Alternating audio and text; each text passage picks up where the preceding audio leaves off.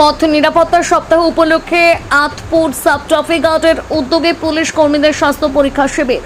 পথ নিরাপত্তা সপ্তাহ উপলক্ষে সোমবার ব্যারাকপুর পুলিশ কমিশনারেটের আতপুর সাব ট্রাফিক গার্ডের তরফে চক্ষু পরীক্ষা শিবির সহ স্বাস্থ্য শিবিরের আয়োজন করা হয়েছিল। পুলিশ কর্মীদের পাশাপাশি গাড়ি চালকরা এদিন স্বাস্থ্য শিবিরে এসে স্বাস্থ্য পরীক্ষা করান।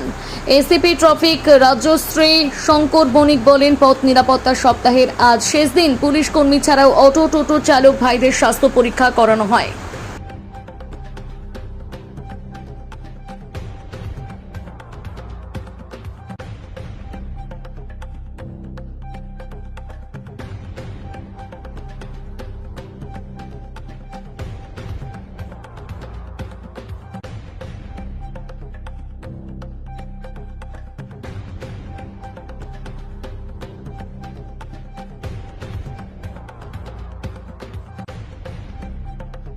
সেফটি যে উইক ব্যারাকপুর কমিশনারেট একাধিক কর্মসূচি পালন করেছে আতপুর সাব ট্রাফিক গার্ডে।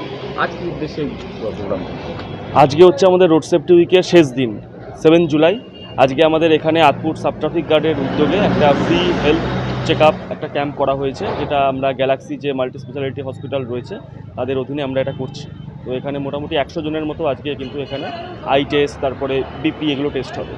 তো এই জন্য করা মূলত পুলিশ কর্মীদের যে স্বাস্থ্য পরীক্ষার দিকে বেশি নজর দিচ্ছে, আপনারা দেওয়া হচ্ছে? অবশ্যই দেওয়া হচ্ছে। শুধু পুলিশ কর্মী নয়, যারা ধরুন এই অটো চালায় বা টোটো চালায়, এদের কি হয় মানে প্রতি বছর কিন্তু কেউ আই চেক আপ করায় না, বা আমাদের হেলথের কি সিচুয়েশান রয়েছে সেগুলো কেউ চেক আপ করায় না। তো এগুলো করানো দরকার। তো জন্য আমরা এই ফ্রি হেলথ ক্যাম্প করেছি, যাতে করে এরা করে। স্যার, মূলত লাস্ট প্রশ্ন সেটা হচ্ছে আতপুর সাব ট্রাফিক গার্ড যেভাবে একাধিক প্রকল্প নিয়েছে বা একাধিক যে কর্মসূচি পালন করেছে, জনমানুষের কতটা প্রভাব পড়ে বলে মনে করছে? অবশ্যই প্রভাব পড়ছে মাধ্যমে, কারণ হচ্ছে যে আমাদের আতপুর সাব ট্রাফিক গার্ড এই রোড সেফটি উইকে খুব ভালোভাবে এরা সেলিব্রেট করেছে। বিভিন্ন সময় আপনারা দেখেছেন র্যালি করেছে, আজকে এই ফ্রি হেলথ ক্যাম্প করলো, এর আগের দিন আমাদের হেলমেট ডিস্ট্রিবিউশন হলো।